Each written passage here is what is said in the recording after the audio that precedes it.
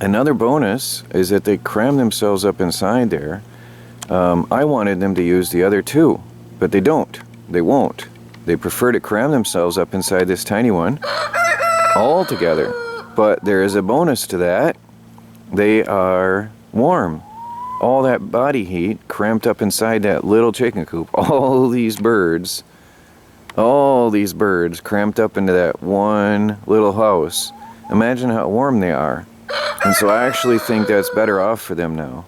They're way, way better. And we haven't even had that cold nights yet, just down to the 30s and 20s, which is fine. And I do have some plans on reinforcing that for this winter with even more protective covering around the outside. But honestly, chickens sleep in trees.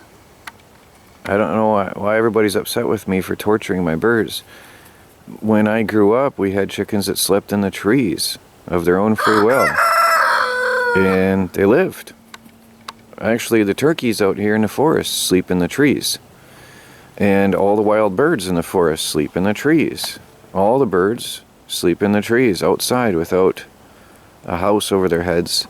And I think these chickens have it really good because they're crammed up inside that. And they pack each other, or they pack themselves in there so tightly, there's no way they're going to suffer. Now, as long as I keep fresh bedding in there and keep it thick and keep it stuffed up, and they can curl up and nice and cozy in there, and they should be good. And I'm feeding them 3 times a day, and I'm watering them twice a day. If it freezes, I water them twice a day. They've got 2 watering containers over there so that they don't run out. Plus the automatic watering tank, which still works if it's not frozen.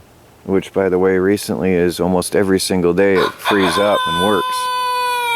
So, if the birds were suffering, by the way, I wouldn't be getting eggs again, which I am. They only quit laying for like 2 days. I don't know why. Maybe it was stress. Maybe they were predators, coyotes, I don't know. But they stopped for 2 days, and they're laying eggs again regularly. So, I don't know, that happens. Chickens are like that. But, I've had these birds since they were a day old, and they're looking very healthy and happy. So, anyway, again, I grew up with birds. I grew up with chickens, so I know how to care for them, and they're not, if I felt they were torture, I would take care of them. Because you can see how I love them. How much I love my birds, and how much I love my cat. I talk to the wild deer and love them. So I wouldn't harm my birds.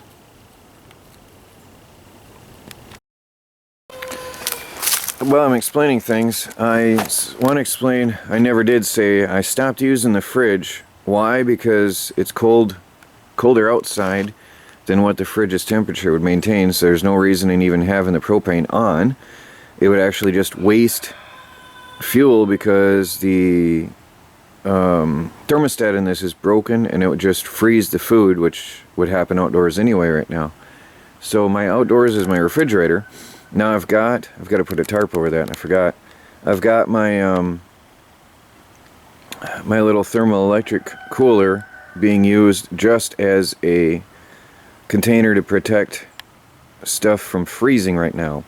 Now, why don't I use the fridge for that? Because if the fridge gets some food in there, and because it's not running, and if there is a warmer day, any food or residue in there will start to mold, and the fridge is a nightmare to clean. Whereas if the same thing happened with the little thermoelectric cooler, all I do is go in there with a sponge or a towel and wipe it clean, dry it, and continue using it. So I dug this out, and I'm using this as a cooler now for outdoors. And so far I haven't had any predators attacking.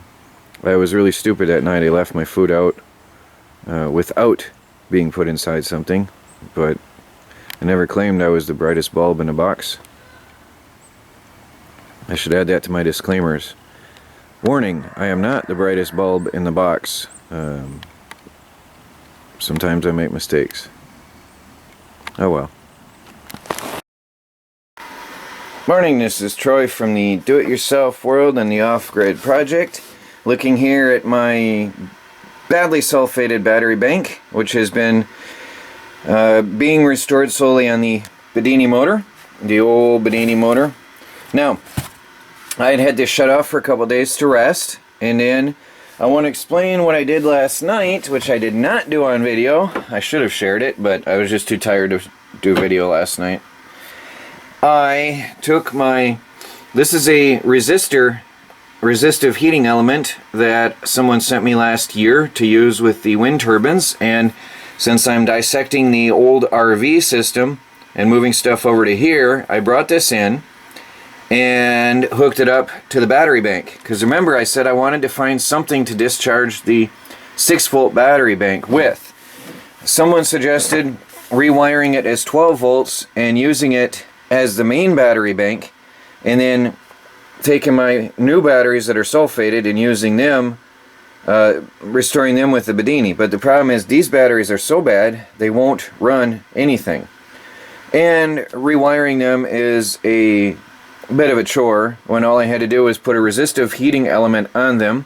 And I took them down to, now remember, these are wired as 6 volts. They're all 6-volt golf cart batteries wired in parallel to give me a large 6-volt battery.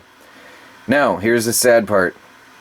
They were at 6.17 volts at rest, and within 10-15 minutes, using the resistive heating element, I had them down to 6.00 volts, which shows me that they do not have much real usable capacity at all.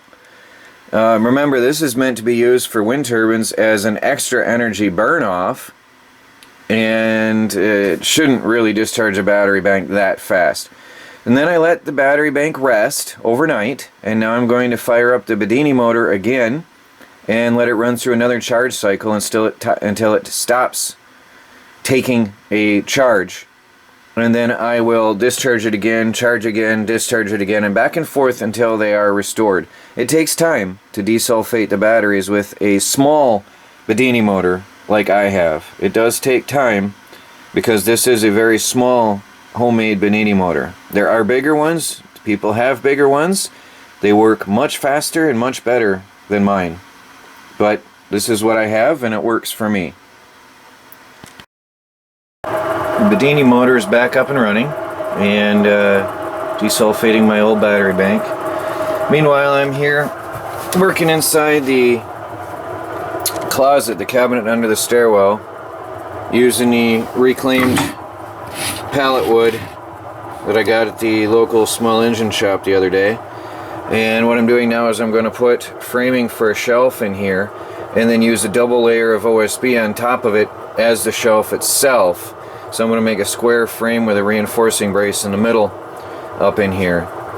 Now, it's really tight quarters, so I won't be videotaping much of this, so please forgive me for not showing a lot of action, but you really wouldn't be able to see what I'm doing much anyway in this closed, cramped area. Is a baby cat approved?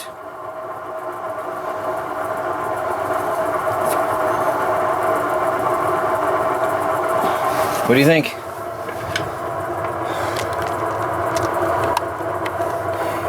So you gotta check it out. Something new to crawl through. Well, there's the framing. Now I used nails. I actually pre-drilled through the sides, and I used nails in 6 points of contact with the framing. So this is rigid. This is really good. This will hold anything I put on it, so it'll be good. Now I'm gonna get my OSB cut, and actually first I'm gonna frame up the next piece. There's gonna be 2 shelves in here, and then I'll cut my OSB sheeting and then drop in the shelves, and it's good. Then I'll have to build the door next. Then I'll have basically 3 storage levels in here, 3 shelves, the floor, and then the middle, and then the upper, and start putting things away in here. Now the reason is, look at this. I can't work like this. There's stuff everywhere. I just cannot work like this. Baby can't, look at this. She can't barely get through. There's stuff everywhere. I've got to clean this place up. There's no storage in here. For tools, look, my where my food is supposed to be is all tools. So That's why this is so urgent. A lot of people are wondering why? Because there's just no room in here to work. And this is important. And then also because I have my food storage in the RV, which needs to come out and move into here so that the mice can't have their way with it, and then there won't be so much to attract them out there, and then I can keep the RV clean and neat and help protect it after all that work I put into it. So I'll start framing the next shelf and then keep on going here. Where's the baby? Where's the baby cat? Hi. Do you like the new hole? Huh? You like the new hiding hole? Well, there it is. My first shelf. I had to cut it down the middle because it slopes upwards. There was no way I was going to get a shelf into here, and there's a lip over here. So I cut it down the middle, which is fine. It's perfectly strong. I'm not even going to screw it down. There's no need. That'll never give me any trouble there now. It's really rigid and durable. And there's my shelf. There's my storage. And baby cat has a place to play until I put the door on. She likes it. Huh? I know she's going to run in there and hide all the time now, because she can go deep underneath the stairway. All the way through. Alright, baby cat? It's fun, huh? So, it's lunchtime, and then I'll make the next tier up here and get that in. It's supposed to rain today, so I'm also going to be outside working on cutting some wood, so I don't know how much video I'll really have, but anyway, I'm going to do all of this as much as I can here. And get it going. Get the shelf done at least, and get some storage in here.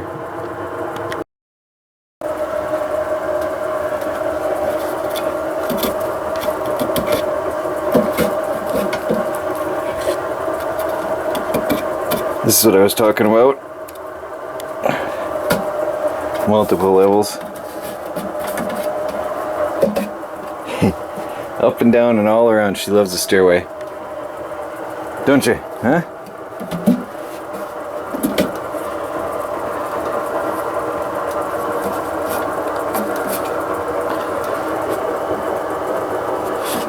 She loves the stairs. That's our toy. That's our playhouse.